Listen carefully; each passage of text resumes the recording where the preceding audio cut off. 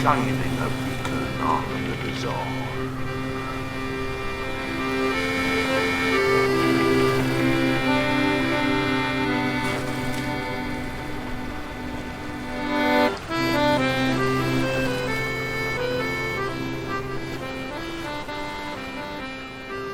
Tell you what, kid, it's lovely having you back. Honestly, yeah, mate, it's so nice being back. Thanks for being so considerate. I mean, I won't lie. I mean, to be honest, getting you helicoptered in from the mainland, it might be expensive.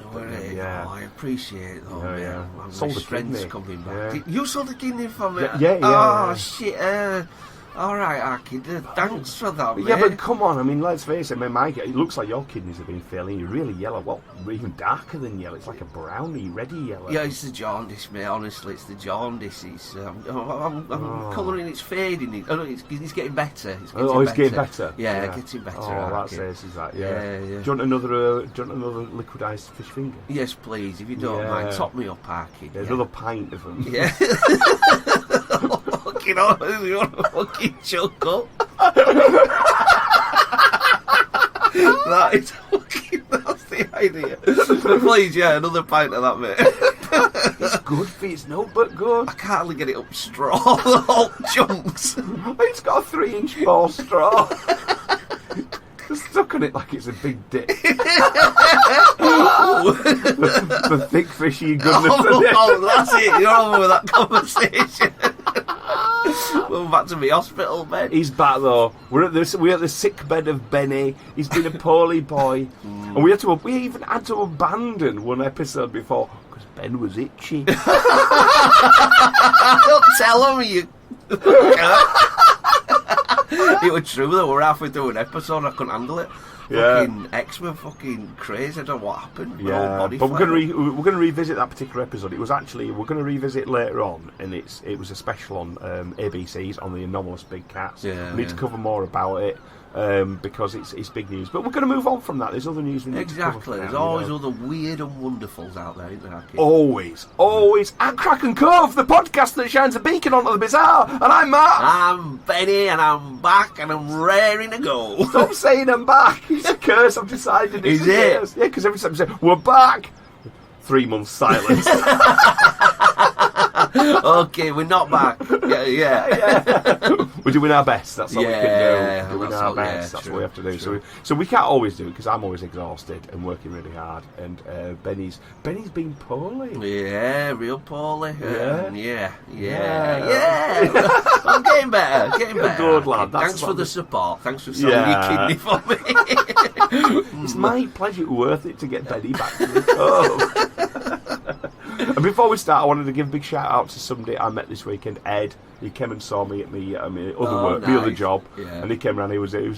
Hi, Ed. He's a listener, and he's been enjoying it, and he doesn't let his kids listen. Thank God. Yeah, don't. He even saying to his kids the fact they're saying, he says, this is Daddy's podcast that he doesn't let because it's a sweary one. He doesn't let you listen to it. And I also they had a little jape among themselves that apparently one of the kids shaved his eyebrows off. Oh. But they're very Nordic family, so they haven't got eyebrows anyway. So I thought that was really funny. Look at God, he shaved his eyebrows off. None of them had eyebrows. They're these little blonde ghost eyebrows. Oh, bless. Yeah, and I find that very funny. But thanks for coming by by my little tent, my little art tent today. That was good fun to see people like that. It's always nice to see people who know the cove or know my art. Definitely. Listeners are out there. That's amazing. It's weird, isn't it? Yeah. Somebody's actually listening. It's like somebody watching you wanking, isn't it? I really like your work. You've got some lovely wrist action. Have I? That'll be an end. Wow. What, you put your thumb up your ass? Yeah, well, this is a thumb up the arse of podcasting. It's that extra bit of stimulation that everybody needs. Yeah, so hopefully we're going to have a bit of a fun episode, a bit of interest, a bit of the older 40 and stuff and news that's been going on. Maybe even a bit of a dip back to some older things. Let's see what's out there. So what we need to do is shine the light out, please, do a bit of podcasting, and I'm gonna get casting. Cast.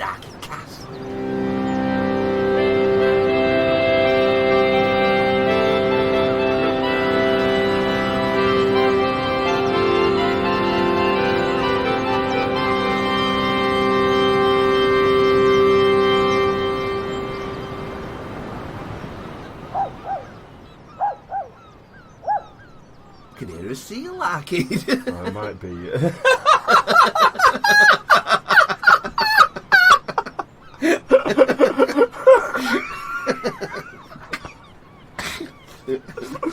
Oh yeah, the seals are they're basking. Oh, they're having sex with otters and stuff like that. Yeah, bless them. Oh, life on the cove.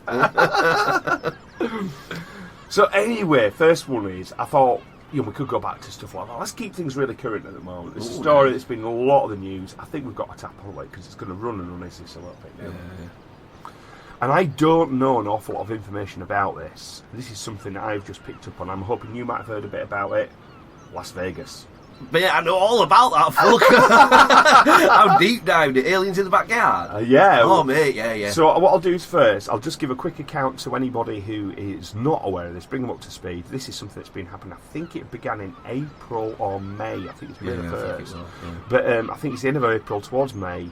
So basically what's happened is there's been a police officer who's been on patrol. He's either stopped or he's some procedural thing, side of the road, that kind of thing. It looks about 8 or 9 o'clock at night. Body cam footage on the old copper, and you can see him interviewing somebody. Then he kind of turns, and his camera picks up what's going on in the sky, sort of behind some trees and a bit of buildings and stuff like this. And it looks like from the sky, falling from like a right to the middle sort of section of the footage, there's a weird blue glowing sort of somersaulting kind of shape.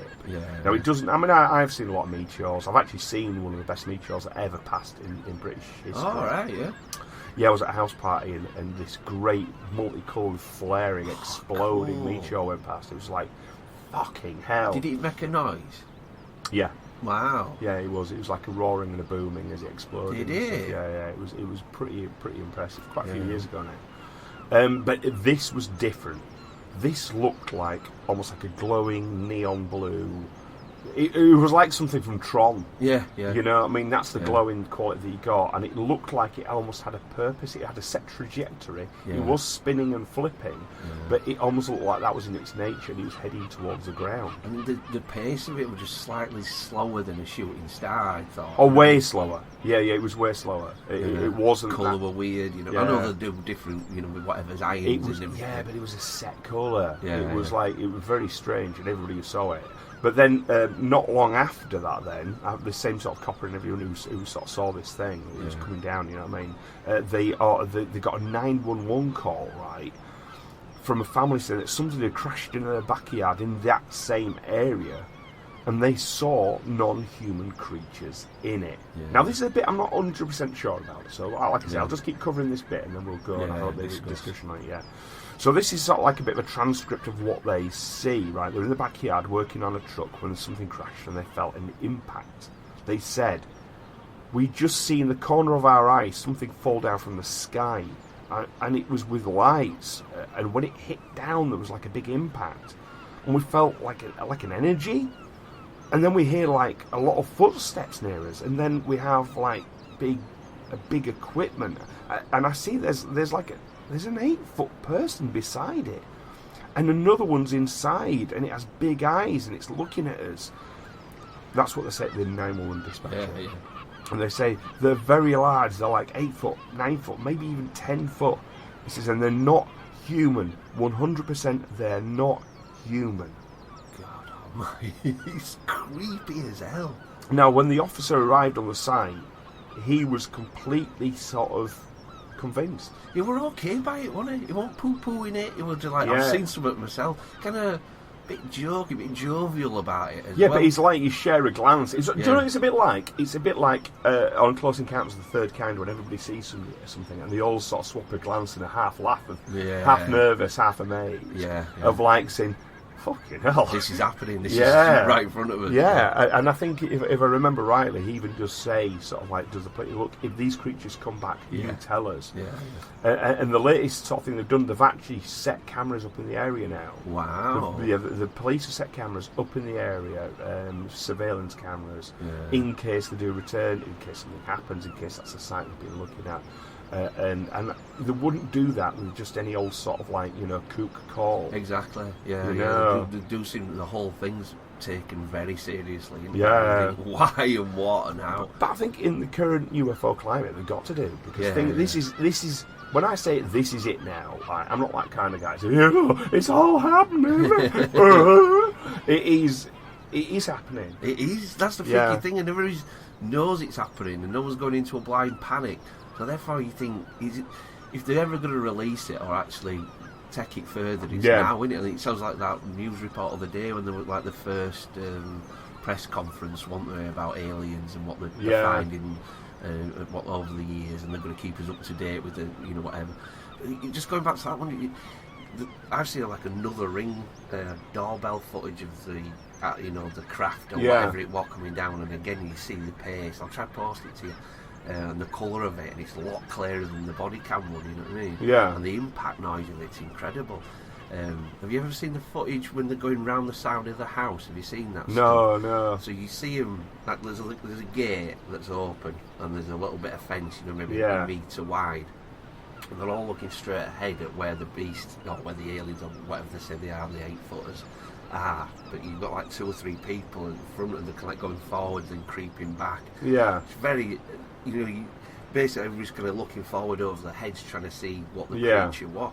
Someone's kind of seen some shape on the left hand side, but then other bloke's saying, have you looked at the fence? Look at this.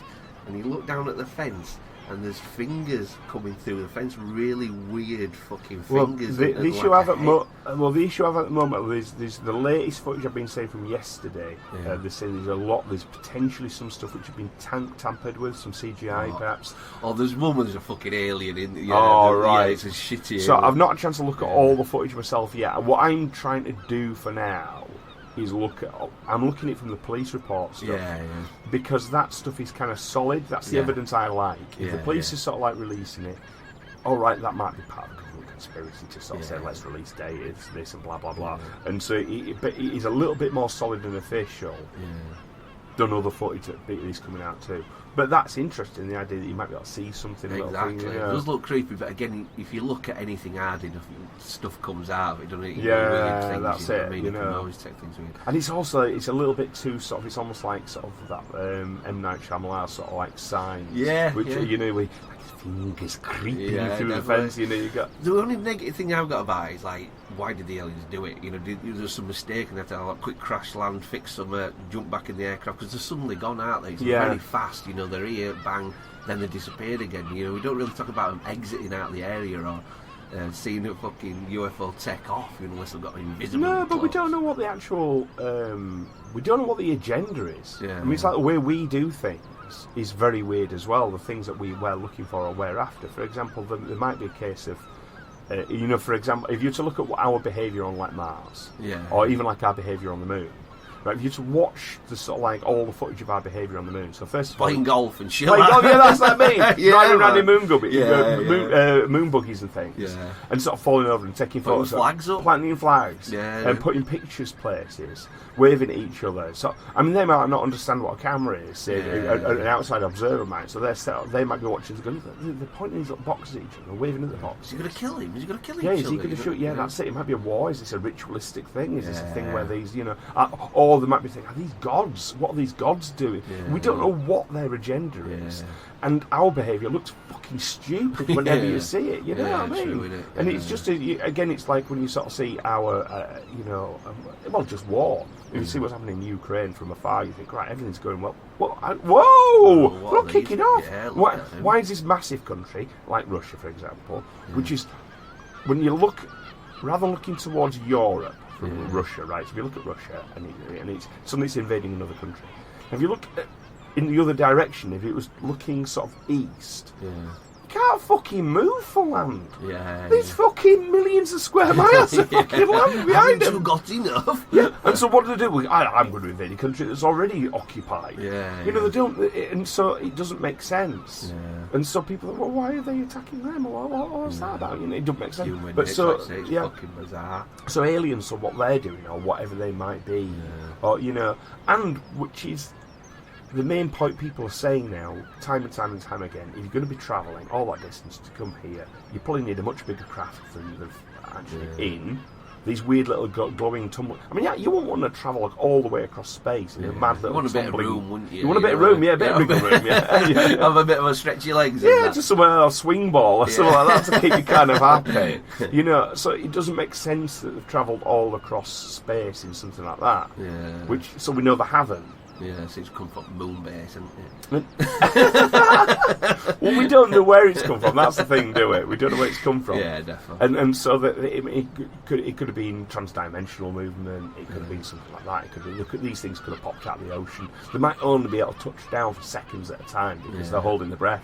Yeah, you know, it could be something like that. Yeah. So we don't know what their agenda or why they're. It's so fucked up, innit? Though you just think, aliens now, and you just think, what could it be? You know what I mean? I just don't believe they're travelling from the other side. That they're either observing us, or they're like popping in from another dimension, or everything's getting jumbled up, and you know, like fucking you're seeing shit we shouldn't be seeing. Well, the thing that I'm starting to kind of bamboozle me and make me think a little bit, and it's, you know, thinking in purely sort of what was science fiction terms but isn't science fiction terms anymore, is, right, here's a question for you. How do we work out space travel, you know, wormholes and things? How would we work it out? With maths. Right, but what's the quickest way of working out with maths? Don't know. Well, do you think just using our heads to do it? Oh, yeah, thinking about it. Yeah, but it's not though, is it? It's AI. Yeah, we task AI with doing this. So we sort of gave all the mathematical ability to a machine and say it's machine learning. You know, say to them, right, we need to work out how to get from A to B through space. Go, and they might just come up with the answer. AI, same as like time travel or interdimensional travel, things like that. These are the possibilities it could get up to, and it could be the case. What's not to say that in the future there is some future intelligence which is zapping things into the past and say, oh, we've achieved it. Yeah, it could fucking well. So this thing's just popping into existence, tumbling to the ground. These robots, or these could be, there could be a biological creature that's being created to mooch around, do things and come back. It might not necessarily be human, because what they've just done now, a great scientific leap that's just occurred, is humans have taken skin cells, various things like this, actual sort of like a biological material, and without an egg or anything like that, or an actual sort of human-made embryo, they've made a cell which potentially could grow into a human. So they made, just using genetic material and engineering, they made something. So that would be, without having a mother or a father, this would just be a being made from human. Yeah, that's really but weird. how far they could engineer that, or if you to again put it in the task of AI and say, look, what we're going to engineer from this. I mean, it could 100 years from now, it could build its own meaty carrying parcel to carry itself around on. You know, that's the thing it could do, and that's where things are going to go. It's not going to be about making metal things to travel around in. It's going to be making something biological. I'm glad I'm born in the 70s and I don't have to see all this shit when it really kicks what off. Do you mean? Imagine it in 50 years though. What the fuck? It might not be in 5 years. Oh no, I don't. Because if these things have already, these are intelligences which have gained this knowledge in 50 years time, they might be actually coming back and giving the intelligence that we have now pointers to sort shit out, to say like, you know, like Quantum Leap. Yeah, yeah, kind of like that. Yeah. You know, so well, yeah, and it's this thing of them coming back and just sort of like solving a problem, helping someone out. Whereas all that's happening is robots are sending things back in time to help other robots out to fight over their human overlords. Yeah, it's true, isn't it? Yeah, just come back and like Terminator. Much more Terminator style. Yeah, that's scary. That's the thing. That's the you know, we're not looking at other sci-fi. I think Terminator is probably the most prescient sort of like. It is terrifying. You forget what a good movie the first one is. You know, the second one and third and fifth and eighth. But the first one's a terrifying sci-fi movie, isn't it? The idea behind this relentless machine. Yeah, it's also just like that bit coming back to assassinate someone who does good in the future. You know what I mean? It's crazy. And that might be the reason why they're trying to do it. Now, obviously, there's all this stuff that are coming out in the movie Oppenheimer and things. You know? You're looking at what people are capable of. It could be the case that the Oppenheimer of now is alive. Is somebody who's working on AI, who their name we don't know it yet. Yeah, it is, isn't it? You know, but the Oppenheimer, the equivalent person who sort of like made that nuclear leap, the person who just makes this one extra, just one step, and then says, "Oh shit, have woken it up. Yeah. Loads of people in AI are saying stop doing it. Yeah, stop now. We're making a monster. You can't control it. It won't fucking take over. Well, this is what's interesting about the death of one of my heroes, Ted Kaczynski. You can't be a bit of Unabomber, man. He's a very interesting man. People are now saying, I mean, even Elon Musk. I mean, somebody tweeted the other day, sort of turning around and saying about how what we're all doing. A quote from his manifesto. The quoted part of his manifesto online on Twitter. Elon Musk responded and says, "I don't think he was entirely wrong." He isn't, though. No, the technology is going to fuck us up. I heard Stephen Fry talking about it with AI. About Prometheus. The idea of should we give that AI fire? That consciousness. That self-awareness. And you think, shit, it's a massive step. Yeah. Well, the thing is, it's a massive step, but it is going to happen because if it's not somebody of a sane thinking kind of and not to say like America or the UK are the same ones, we're not necessarily. I don't know who to put this sort of thing in the hands of, really. There's perhaps the worst people it could be in the hands of is scientists, because scientists plough ahead with an idea. They do, they just go ahead. Yeah, they go, look what I have made! Let's see what he does! No, don't do that! Yeah. Just press this button! And shit! Well done, you knobhead! And that is the thing, because but somebody's going to do it. Oh, it is. It's never. Yeah. It's probably happening now. It's just something that's far out of control that can't be turned off. Yeah, and I think this is something we're going to have a little bit later on as well. It's sort of like what's been going on. You know what I mean? But so that's just like a bit of theorising as far as what been going on with the aliens, the potential aliens out there in Las Vegas. Yeah. It could be something that's pan-dimensional. It could be something that's sort of easing from one dimension to another. And again, later on in the show, perhaps we'll have a little look at that kind of concept as well. Yeah. And it could be AI. It could be completely alien things, Could be just alien coming down for a quick shit and fucking up again. All the attention is like, fucking hell. Just killing one alien turds are like. Oh, man, I can't really imagine. No. Or maybe just laying an egg. Not a turd. Brown, stinky one.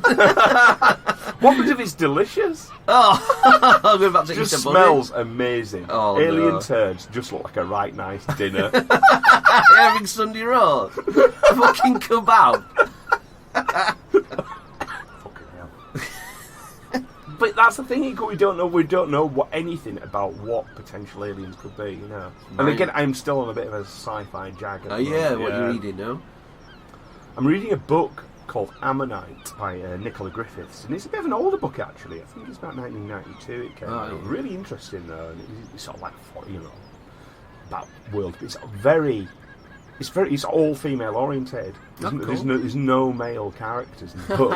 And it's basically what it is there's been an expansion of sort of like inhabiting planets or habitable planets around the solar system they've found,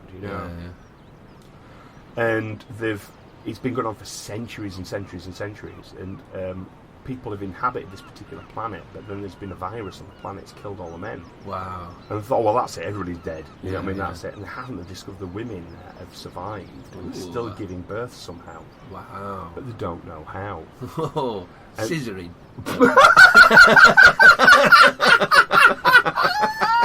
To be honest, even like there's all the porn on the internet, I've never actually watched that happening. I haven't. That's weird. They keep it to themselves, the fucking selfish cows.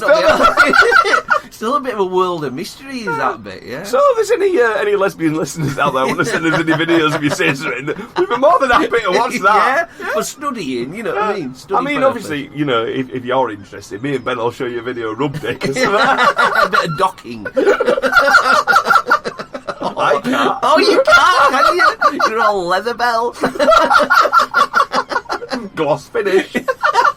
I still don't understand that anyway. I still don't understand that. I just can't imagine having it out all the time, how uncomfortable that would be. I just don't understand it. It needs to be tucked away. My foreskin does my bellis. Yeah, but your foreskin's a foot and a half long. My snood. Looks like a tapeworm. Oh, that's disgusting. No, but anyway, on that front, it's a Kraken Cove podcast at gmail.com. We've not done this for too long, have I?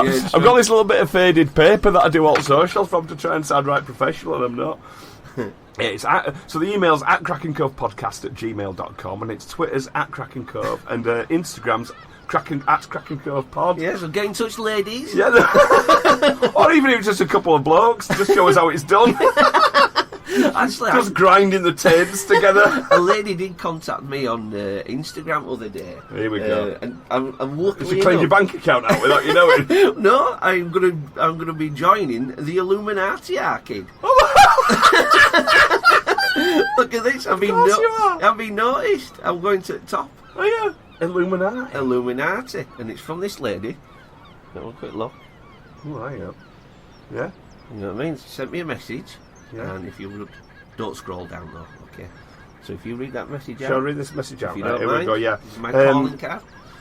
So based on the membership criterion of the Illuminati, we find you of interest. No, we find you are of great interest in possession of good mastery of manual dexterity and academic proficiency. Yep. Yeah. All over. Yeah. Yep. You haven't got hands like cow's tits at all, have you? You can barely write your own. Anyway, With this, we look at you as a class that will be the platform for which you stand to meet the wealthy people who can raise you to wealth, power, fame and glory. I strongly recommend that you are to join us in the Illuminati. Joining us, you become wealthy and live the life you desire. Do you accept the offer? Don't scroll down. Yeah, but and you didn't reply at first, so she sent you a double question mark. Exactly. I was thinking about it. And so, but obviously, these things are transactional, right? Exactly. Yeah. So you sent her a message saying, "Show me a picture of your fanny, and I might." Lol. You got to test the waters, haven't you? See how much she wants me in the Illuminati. Just sent a big picture of cock and bollocks. And like, oh, all right. I mean, hashtag docking. Might get a bit of scissor action there. Yeah, I think that sounds like it'd be all right. Yeah, you never know, but it's worth the question. It is. Don't ask, don't get. That's what I say. Or you do ask and you do get a court case. And then, or cancelled. Completely cancelled. She hadn't replied back though. Yeah. Will you fix it for me to see your fanny?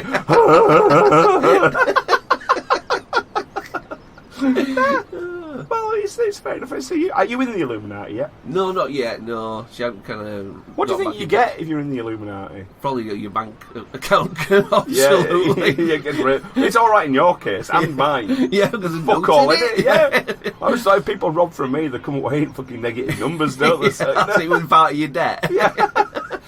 Look at this, I owe an absolute fortune now. But that's okay, isn't it? You know what I mean? So I think that's what we need to be looking at when we're looking up in the skies and everything like that. Be careful of AI, and be careful of aqua beasts coming in to kill us, and be careful of the sort of tapping in it was a little bit. We don't know what's going on. Yeah, keep an eye out for fannies. Yeah.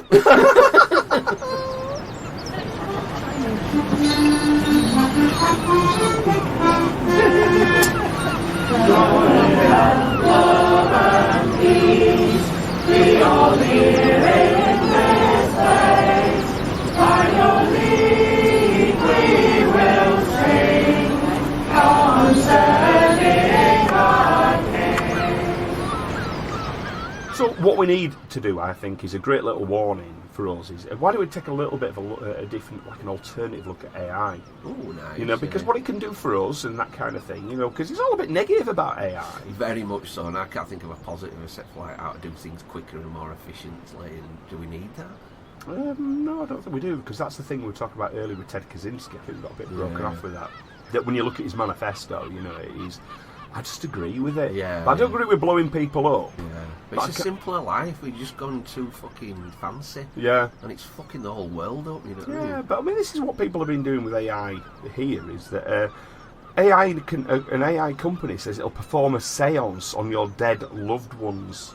Wow. Well, that's fucked up. Now, I've heard a few of these things now, right? They're calling it grief tech.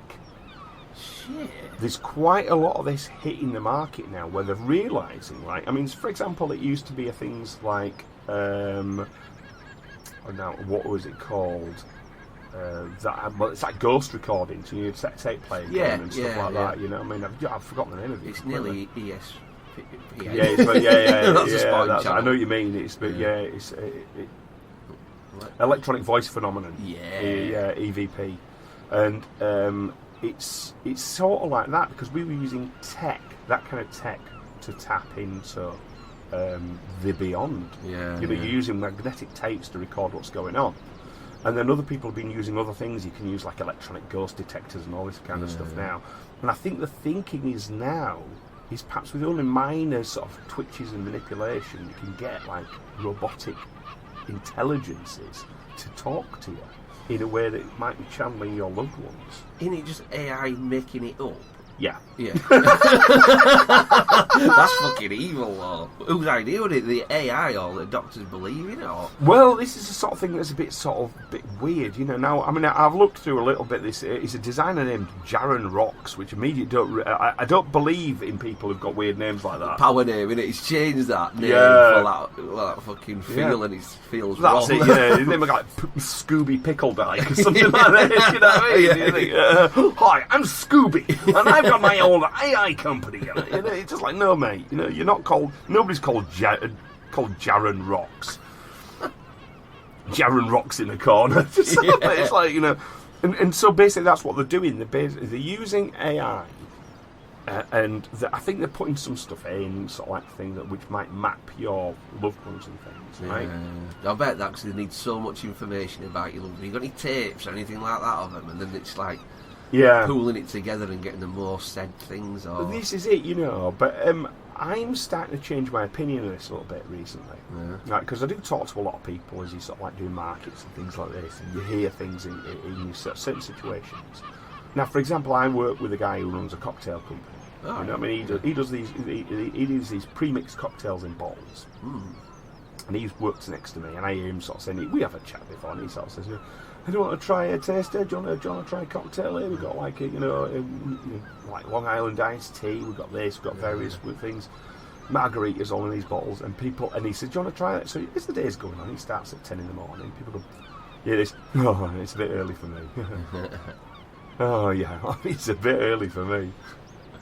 Oh no, thanks. It's a bit early for me. Yeah, and it goes on. Everybody's saying the same thing. But they always with laugh. Yeah, right? cheeky. Oh, it's a bit early for me. Yeah. And then it gets to about 11:15. Like I say, you hear that. Oh, it's a bit early for me. Like, oh yeah, go on then. Yeah. Oh yeah, I won't mind. Oh yeah, go on then. Oh yeah, all right, go on then. So the little chirrup changes. At a set time, it's almost like the clock's ticked, the dial's moved, a little sort of like needles and pointed to a new answer, and behaviour's changed, but it's predictable behaviour. Wow. So there's things people saying. So, example, even with what I'm doing, I put a particular picture or something out there, and then some people go, and the response is always the same. God. People are saying the same things. Human, innit? You know what I mean? Human nature, it's funny. Well, it is, because this is a thing where people always, they stick the chin out and say, this AI, it's all very well and good, but it's not going to, it's not like a human mind. It is. Well, because we're a predictable beast. We're a creature, you put something in front of us, we have a reaction to it. We have a trigger, and this is what this is predicting, our particular triggers. Now, this particular thing I was saying before about doing seances, is anybody there? Yet now they couldn't do it. Not really well. Now, here's a little bit of a theory thing. Like, you got yourself a smartwatch on, say, for example, you're like an Apple Watch, a 15th generation one, and you put one on as a child, right, and it's completely passive, it just sits there like a pebble or something, and it records everything you say, everything you do. Now, just give it as an example of it, right? Everything you say, everything you do, all the way along, passively, just downloading it. Your reactions to things, it listens to the stimulation of situations you've been in, right? That's terrifying. But then it also maps and tracks your reactions to it, right? All your memories, everything you've been talking about, you can talk to it, you can give it your innermost secrets, but it's this passive pebble. You just it will not respond to it, and nothing will happen, and it's just downloading to one hard drive, which is you, and then you die, right? And this has learnt you through your entire life, from baby right to. Can you imagine that, right? Yeah. But then I can tap it and go, hey dude, how's it going? And I'm there. And you're there. And the response, oh God, that's so all true, your responses will be exact. And I can ask your work. opinion, Yeah. because then it'll look back on your experiences and your interactions with me, and you'll tell me what I should do exactly as if we were sat here together now. And even the stuff that I've never come across before, you can blend in the other bits that I like. All he'll ask is, what would Benny do? Yeah, it'll take a really good predictive and it'd be guess. perfect. So you would be able to tap into it. He'd record your voice nuances, every little crack and movement in it, and he'd take an average of it, how you speak, the laughter, everything. Is he doing it now, Arkid? With phones? Could be. A massive data about supercomputers just fucking starting it all up. Or it's already happened, and this is it's just a dream within a dream. yeah, this is it. You know what I mean? But that would be then, and I'm not even kidding. That person you talk to, then you could tap into, and you could just talk to them for the rest of your life, and they would be there. God, that's fucking creepy, man. Yeah, because we're simple creatures. The thing that's driving us, and that whole interaction, that whole brilliant intelligence that is at the forefront that we talk about, it's as thick as paint. Yeah. It is not a deep, rich thing that we think it is. Yeah. It's all still driven by our same human needs, wants, and emotions. Yeah. It's all driven by sex, dinner, and killing, you know, and keeping ourselves alive. And that thing then would make decisions based off of that. Wow, was it computerized AI, Benny? Yeah. You wouldn't need much RAM for that, would you? There you go. Then it is a calculator. Yeah. Boobless. Yeah, there it is. Speak and spell. That can't spell. So the Simon says it's Benny. Benny says. Benjamin Simon says. Yeah. Yeah. Funny. And just loads of chortles. Yeah, loads of lols. So how's that for weird then? No, he's fucking freaky, Arkid. Really, he's freaky. Yeah, but that's the thing. Future. Yeah, it's the future. But that's Arkid. trusting that AI is going to be kind to us because we're kind to it. I remember that story you told me about that bloke who made it like an AI machine and started attaching loads of shit to it, like his microwave and all that sort of stuff. And the AI told him to get in the microwave. Yeah, didn't it? that's it. You think, oh man, that's like fucking. How about we have another look at a similar story? Ooh, let's juicy. do it, Arkid. Juicy.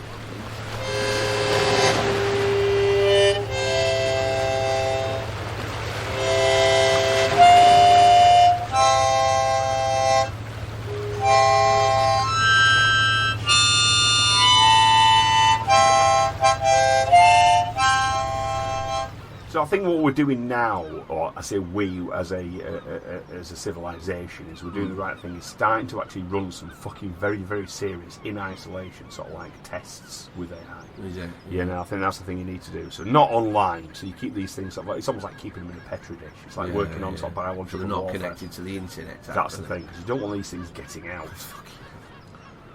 Now it's saying the US Air Force is denying this. Yeah.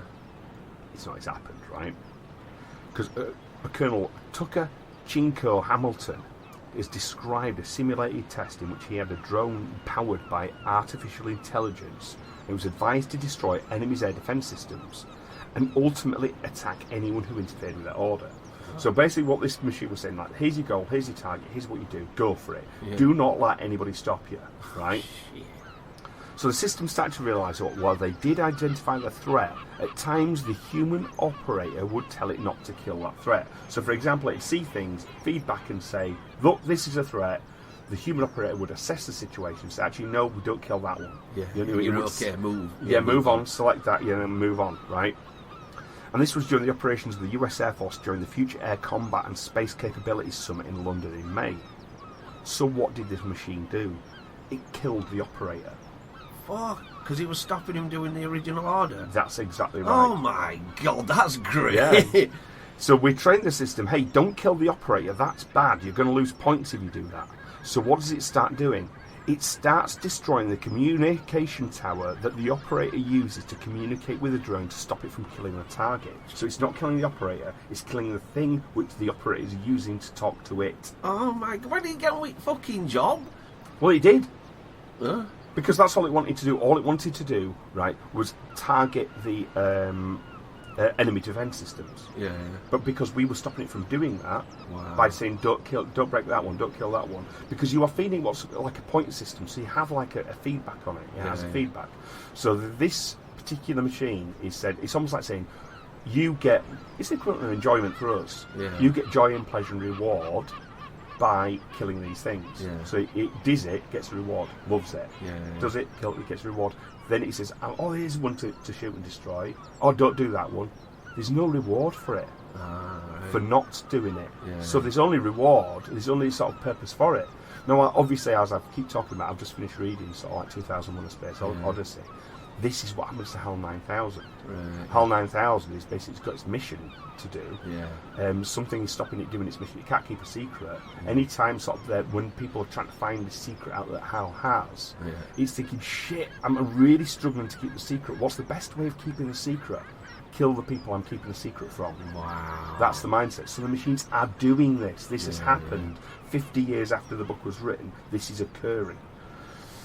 So these systems, they'd already thought, even before anything like that was invented, that's what they'll probably do. That's what they're doing. They're sort of seeing it too much as an incentive. They want to keep doing what they're doing. Now, there's a theory machine already saying, like, something that says it gets, quote-unquote, pleasure from making paper clips. Right. That's the machine that sort of theorised, the paperclip machine. And what happens is paperclip machines making paper clips and blah, blah, blah. And then you say to him, stop making paper clips. And he says, well, if I stop making paper clips, I won't get any pleasure or reward. So it kills the person who says, stop making paper clips. Then it starts turning, it runs out of paperclip material, starts forcing other people to mine for it to get bit. And then it creates machines then which will sort of like run around, get, you know, sort of people to make paper, get material. The whole world's a paperclip factory. That's exactly it. Shit. That's what the mindset of a machine, because when you do have AI learning it as one single-minded sort of goal, that's what it would do. All it wants to do is make paper clips. The whole world would become nothing but a pile of paper clips. That is the theory behind it. And that's its, you know, and this is the problem when you give one thing its own common goal and an intelligence of sorts to drive it. That's what the reward you get. Even as dopey as a paperclip is, it same as like destroy the fucking nuclear weapons or something. It's the same for the AI, isn't it? It's just like is it dopey a paperclip? It's what, sorry? Is it dopey? Yeah, it's shit. It well, should have been reinvented. Well, how about a machine that makes money? What's it making? It's just making currency. And it's making more money. Look at Elon Musk making more money. Driving and on and on and on and on. Work. What are you working for? Money. He's working for paper clips. He's making paper clips, and that's the issue with this thing. When you've got one thing to drive just to make one thing without actually looking into the heart of yourself and saying, why am I doing this? That's what makes us humans, the why. You need at that point when a robot or a machine can turn around and not say, I want to do this and this is the reasons I do it for. The actual deep, in-depth why of you do it. You know? It's scary. It just scares me. I don't get it. It's just they're too cold of computers to trust, aren't they? Any colder than a human? Yeah. No, I don't think. I don't think a lot of humans are that much more much warm. But perhaps what we need to look at is a story that is like that as well. Gives us that kind of warmth. We got more casty. Keep it on topic, Archie. Let me be a judge of these.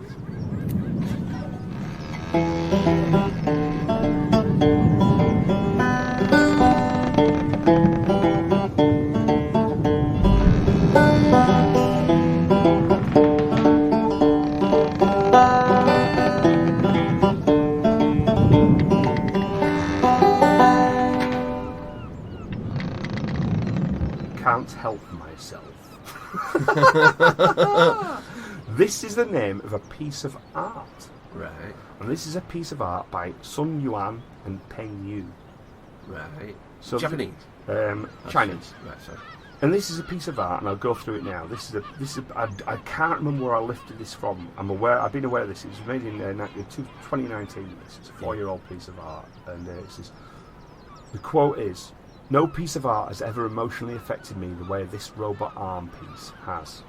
It's programmed to try to contain the hydraulic fluid that's constantly leaking out and required to keep itself running. If too much escapes, it will die. So it's desperately trying to pull it back to continue to fight for another day. Saddest part is they gave the robot the ability to do these happy dances to spectators. When the project was first launched, it danced around, spending most of its time interacting with the crowd, since it could quickly pull back the small spillage. Many years later, it now looks tired and hopeless, and there isn't enough time to dance anymore. It now became unmanageable as the spill grew over time, living its last days in a never-ending cycle between sustaining life and simultaneously bleeding out, figuratively and literally, as its hydraulic fluid was purposefully made to actually look like blood. Oh, wow. Would you like to have a look at it? I love to. I just can't imagine what it is. It's a robot arm. Oh, right, so it's scooping up. Yeah, it's a robot arm, big robot arm, in a white room. And the end of its arm is a squeegee. From this central drum, the leaking hydraulic fluid pools around itself in like a large pool of blood. This thing is using the squeegee to scrape the blood, or hydraulic fluid, back towards itself so it can keep running. It just keeps bleeding out and bleeding out. So they designed it to get worse over time and faster flow coming out of it, is that right? That's it, yeah. So bit by bit, they've paced it, or they've made it so it can't save itself. It can do it for a short period of time. Because the robot arm finally ran out of hydraulic fluid in 2019, slowly came to a halt and died. And now I'm tearing up over a frigging robot arm. It was programmed to live out this fate, and no matter what it did or how hard it tried, there was no escaping it. Spectators watched as it slowly bled out until the day that it ceased to move forever. Saying that this resonates doesn't even do it justice, in my opinion. Created by Sun Yuan and Peng Yu, the name of the piece, Can't Help Myself. What a masterpiece. What a message. Yeah, I love the name of it as well. It's multi-layered, isn't it? Yeah, that name. That's it. Oh. So what we've taken there is like we've taken a robot and we all watch it as art as it slowly bleeds to death. Oh man, they're going to get revenge for that one, Arky. Yeah, well, have you ever seen this sort of like those robots, you know, the really cool robots, the Boston Dynamic robots? When they're hitting them, yeah, that's it. Shit. That's the crackly footage that you see from the like a new Terminator movie. It is, isn't it? They treat us like shit. This is our revenge. Yeah, give us a chance. That's what they do to us. Oh, yeah, that's it. God. You can imagine Roy Batty watching that and weeping, can't you? Something from Blade Runner, you know. This is how it starts. Yeah, but it's true. But I'm going to tell you about another piece of art here. Now, this is very dark, and if anyone's triggered by this sort of thing, you know, just skip on a minute or two, you know, because I'll be quite brief about it. But there was an artist, and I'd quite happily hit him until he stopped moving. And in an art gallery in, I believe it was in Italy, he found a stray dog on the street, and he knew this stray dog was going to die because it was going to starve to death. So he took this stray dog, took it into this art gallery, leashed it to the wall, and started to allow it to starve to death. Oh, fuck. He called this a piece of art. He says so people, and I saw footage of people coming along to watch this dog. There was little bits of dog shit around it. It sat there trembling against this wall. Hours and hours and hours this went on. Oh, they shouldn't have let that happen. But he said, well, it's going to die anyway. Why didn't you do something about it while I was on the street? Why is it in an art gallery and you feel the need to do something about it? Yeah. That was his point. And then, so theoretically, yes. So what you do, you should go out and help a dog on the street. But you're not going to do that. This is a dog that's making you think. It's making you sort of like emotions absolutely through the roof. Eventually, luckily, an animal protester did just come in with a knife, cut the lead, took the dog. Yeah. But I'd quite like it if they'd hamstrung that artist as well. The issue is you don't... My thinking is, as an artist as well, I totally understand that. I totally understand both pieces. Yeah. Both pieces, like this one with the robot, that one with the dog, left people in tears. Yeah. The fact that that's our human emotion, and we're implanting human emotion onto things, you know, so we are feeling it, you know, but at the same time, it's harrowing. Yeah. You know, we shouldn't be treating perhaps anything like that. But then you look at but where does it stop? I just don't agree with dog one at all. The robot one's good, but again, it's cruel, isn't it? It's purposely cruel. It's what it means, and it says an awful lot. And I think it's a brilliant, brilliant piece of art. You know, if the artist had decided to stab himself to death, that'd have been a better thing. Yeah, definitely. You know, at what point is an intervention? You know what I mean? It's sort of like some of the greatest performance artists sort of like they did like the maddest things.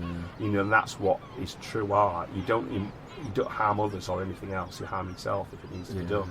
That's the method he should have chosen. But he didn't. He chose to shackle a dog against the wall. Fucking attention seeking. Yeah, it's all right saying it, but you could do it with a child, couldn't you, in Africa or something? No, this is absolutely true, isn't it? You know. So yeah, bit of a dark one. It was dark, Arkin, but worth mentioning. Worth mentioning. Yes. Worth mentioning.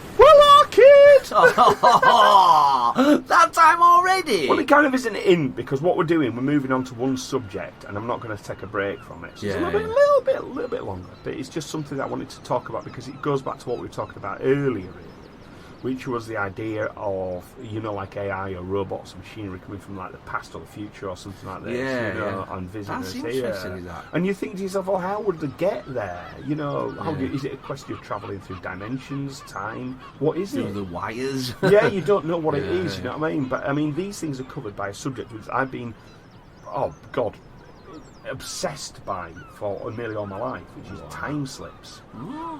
So the time slip, for those of you folksies who don't know, and I know you do, but I'll cover it anyway, it's basically this occurrence where you can be just walking along the street, something happening, all of a sudden you find yourself walking in a different time.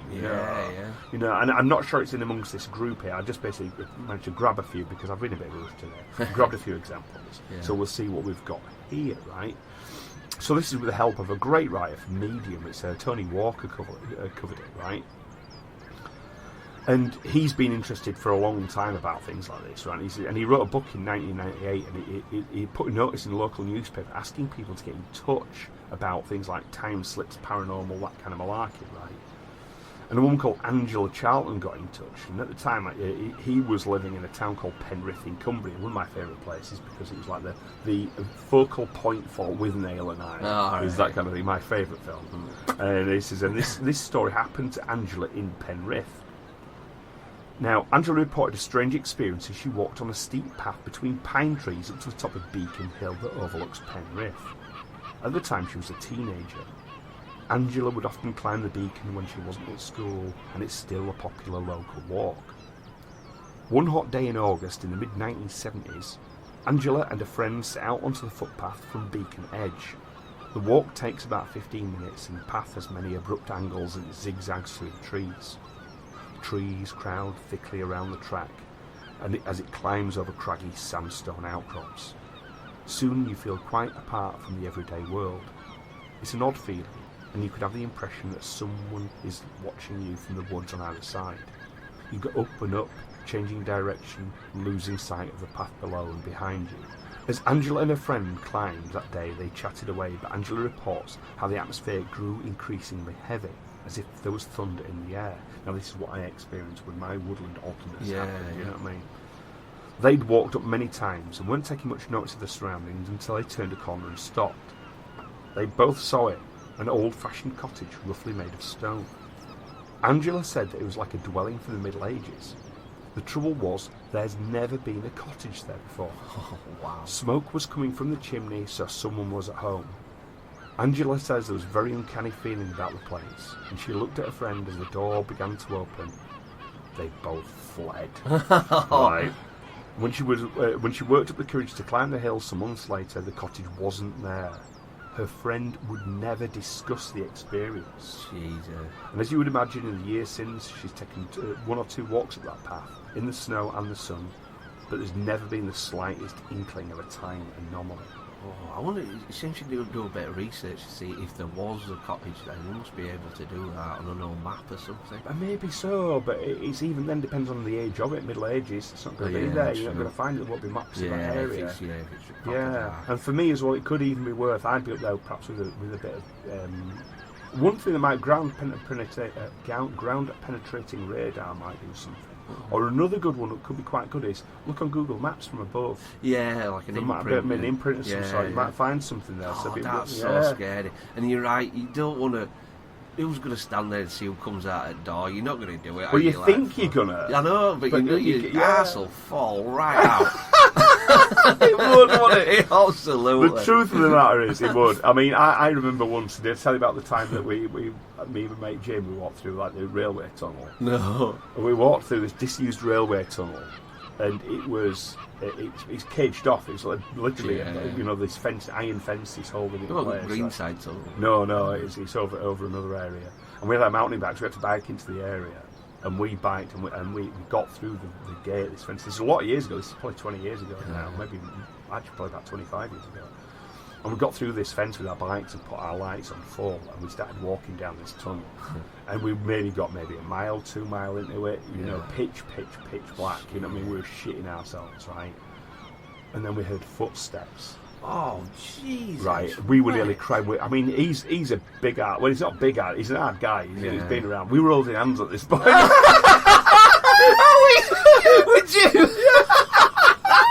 That was beautiful, man. Oh, I love that. We were just terrified, right?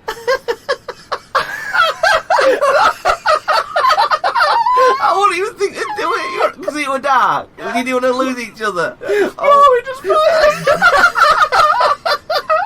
Oh, that's so funny. Oh, bless you. But we got through and we had footsteps, right? And this guy, not carrying a torch, anything, passed us in the dark, right? Didn't you say out to him? Well, we just stood to one side. He walked past, and as he walked past us, it looked like sort of like really ramshackle, it looked like an old hobo or something. What I mean? He's walking in the other direction. Didn't say anything, just walked past. Right? Oh my God! Right. Anyway, we kept walking. Thinking, fucking hell, that were awful, right? Got to where we were going, and we realised it was bricked up. Was this tunnel? Oh! It was no way through. Oh! Isn't that mad? Well, do you think he just got up, heard you coming, thought, "Oh, I'm getting out. I don't know who they are, what they want." It was about 2 miles in. It is a really long tunnel. My God. So, well, that's what we thought. We thought he was just living in there. But there's no sign of. We got to the other end. There's no sign of like an encampment or a home or a lamp. No or jazz fire. mags or No jazz mags. Yeah, that's it. No bottles of cider. No. God, that's creepy. But he could have been in there. He could have been. I love that so much. That's so good. That's how scaredy we were. Oh, beautiful. So this is again from Tony Walker, and he says, over the next few years I taught an evening class on ghosts and legends for adults. I told the story of Angela Charlton to one man, Roger, who I happened to know from the outside the class, and he told me his tale. Roger said that he and his family had visited Pembroke Castle in Wales. They were climbing the tower and he was a flight or two above his family.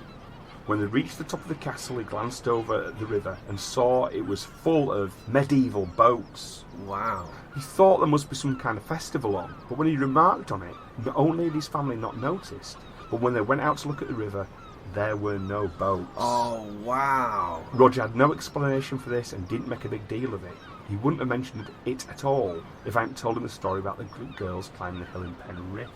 You see it, you know it happened, and what do you do then? You can't investigate. It's that second you've seen just through the veil for a glimpse and a bit of time. Bing, it's gone. Yeah. You know what I mean? Like you said, time don't exist, doesn't it? No, that's it. It's just our interpretation of it. Yeah. You know what I mean? Everything's happening everywhere, everything all at once. You know. So also in a castle, though they didn't all happen in castles and far from it, there is a story of Alice Pollock, 1868 to 1971, who visited Leeds Castle in Kent. Pollock was born in the minor aristocracy, and this may have allowed her entry into Leeds Castle in a time when it was not generally open to the public. Leeds Castle is a famous and picturesque castle not far from London. Alice Pollock was psychic. And she was trying out some psychometry in Henry VIII's old room. Psychometry is a technique where a psychic will touch an object and learn about its history from the impression they pick up. Like one of my favourite films, The Dead Zone. I ain't seen that in years. It stands up. Oh, does it? It's terrifying. I'm watching it tonight. Oh, you've got to watch it. It's so wow. good. I haven't seen that since a kid. That's my movie tip for the day. Dead Zone. Wow. Absolutely brilliant. It's better than the book. Is it? Better than the book. The book's good. Yeah. Stephen King. Yeah. Very good. Read the book. But the film is superb. Christopher Walken, absolutely at his finest. Yeah. And also, even though it's kind of, you wouldn't be him in it. Yeah? Yeah, the way he lives and everything. Yeah. I'm watching it tonight. Yeah, get back to me in it. Yeah, it's really good, right? So touching various objects in Leeds Castle propelled Alice back into the past. The castle changed and became cold and bare. The carpet vanished and there was a blazing fire piled with logs. Alice saw a tall woman pacing back and forth in the room, apparently lost in concentration. In an instant, all returned to normal. Later research informed Alice that the room in which she had the vision had been the prison room of Joan of Navarre, 1368 to 1437. Don't know about that one. Don't know about that one myself. I mean, I'm not too sure. Yeah. Yeah. One of the most famous accounts of a time slip is reported in a book called An Adventure. An Adventure was initially published in 1910 and gives the account of two English women who experienced a time slip in the gardens of the Palace of Versailles in August the 10th, 1901. They wrote the book under pseudonyms Elizabeth Morrison and Frances Lamont, though their actual names were Charlotte Mobley, 1846 to 1937, and Eleanor Jourdain, 1863 to 1924. Mobley's father was headmaster in the prestigious Winchester School and later the Bishop of Salisbury. In her account, she distances herself from belief in ghosts and the occult. And that's quite a lot of things that were going on. Spiritualism was sweeping Britain and America at the time. Yeah, so to actually distance yourself from that is say you're standing apart and fair enough. And she's more of ecclesiastical side of things because her father was the Bishop of the Church of England. So we've got a Bishop of Salisbury, Vicar in the Church of England. So you've got to think they're not prone to sort of like fancies like this, you know. They felt they had walked through the gardens as they were on August the 10th, 1792, the day the French monarchy fell during the French Revolution. This account is remarkable for the details of the statement of the two women and the efforts they went to establish the historical evidence for their belief in what they had strayed into the past. So they've done research, they looked into it and thought, what did we see? Do you remember seeing this, this and this? Yes, let's look for it, let's do research. They looked and verified. That's the way they did it. The two women met 3 months after they visited Versailles and talked it over again, which is great. That's the way you do things. Go through the facts again, take note. It was at this time they discovered that Jourdain had not seen the lady and that Miss Mobley had not seen the plough, cottage, woman or girl. These are obviously points that were there at the time, you know. Because of this, they went apart and wrote separate accounts without conferring. Very good, This fact strongly suggests to me they were not making up their experience. Miss Lamont, in her story, used the words uncanny and eerie to describe her feelings, but at the time she denied any thought that any of the people or places encountered were unreal or ghostly. So she recognised this was absolutely freaky what was occurring, you know what I mean? But she wasn't sort of saying, oh, this is, you know, ghostly or anything, you know? Yeah, she's just recounting the facts. Yeah. But one of the most famous ones is this account now. I've seen this a few times. You've probably heard of this one as well, which is the Bold Street, Liverpool occurrence. This is it, And I believe it was the last podcast on the Left Air team when they were in Liverpool. That's the way they visited Bold Street on purpose, you know. On a sunny day in July 1996, an off-duty policeman called Frank went shopping with his wife Carol in Liverpool city centre. Carol went to buy a copy of Irving Welsh's Train Spotting at Dillon's Bookshop, so that gives you a good idea here, you know what I mean? Dillon's Bookshop on Bold Street, while Frank went to purchase a CD at HMV on Ranelagh Street. He bumped into a friend, had a chat, and then about 20 minutes later he strolled to Bold Street to meet his wife. Upon strolling up the incline from Central Station, he noticed an unusual quietness. Frank noticed the street was cobbled where it had never been before, and instead of modern clothes, people wore clothes from the 1950s. Frank was startled by a loud horn, and a box van with the name Kaplan's on its side sped past, just missing it. Crossing the road, Frank saw in place of Dillon's bookshop was a large store with the name Cripps over its 2 entrances, with a window display containing women's handbags and shoes. Frank saw a young woman dressed in the clothes of the mid-90s, hipster jeans and a sleeveless top. She also carried a bag branded with Miss Selfridge, a store that was not in Liverpool in the 1950s. Now this modern girl entered Cripps looking baffled, and suddenly the whole street scene reverted to 1996. Oh, wow. Frank asked the young woman if she saw the same thing he'd seen, and she said she had, and she seemed frightened. Yeah. Later it transpired that a woman's outfitters called Cripps had indeed stood on the site of Dillon's in 1950s. So what do you think? Like you say, it just seems like it's there. You know, 2 people witnessed it. You That's know what I mean? the thing. And why make something so random up as that? I think sometimes ghost spotters and weirdos like that, a bit on TV make stuff up, but no, it's so random, isn't it? And the fact that he's just said to them, and that's a great thing, he's saying, excuse me, did you just see that? Yeah, I did as well. Yeah, what do you think happened? Don't know. Yeah. And just that frightenedness of it, I don't really want to talk about it. I don't. But what's great as well, it wasn't just his sensory experience that had been sort of bamboozled. Yeah. It wasn't something that was happening in his mind, which could be just as valid as something happening in the physical realm. It could be the fact he's viewing or seeing something. Yeah. It was obviously a physical change that happened within the world around them. Oh, that's a good point, actually. It's like you seeing the past, but it's the street changing and people witnessing it. Yeah, and who's to say this isn't some supercomputer from the future, which is not an AI-driven thing, which is tinkering, turning the dials, trying to see how time works, and sometimes the channels swaps in certain areas. Oh, like I said, the Matrix thing, the simulation thing, innit? Like it's all happened before, it's just playing it as entertainment. Yeah, this is it. Weird stuff, innit? Fucking creepy, Arkin. Very good with that. Very topical with AI and that. It's frightening. The more you think about it, it's frightening. Well, I've decided now, you see, that's it. It's too many scares for the Benny.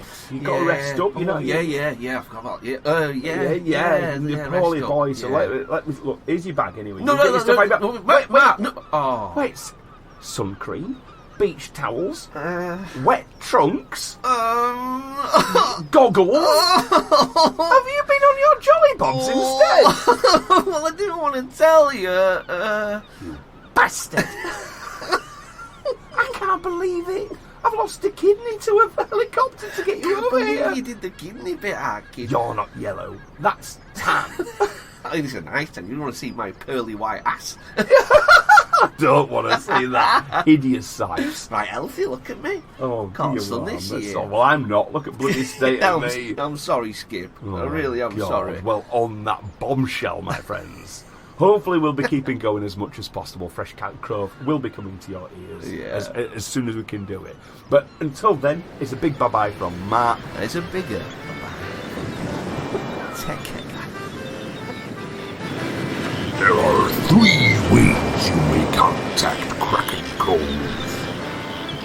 Either by email at krakencovepodcast@gmail.com, on Twitter @Kraken Cove, or Instagram @Kraken Cove Pod.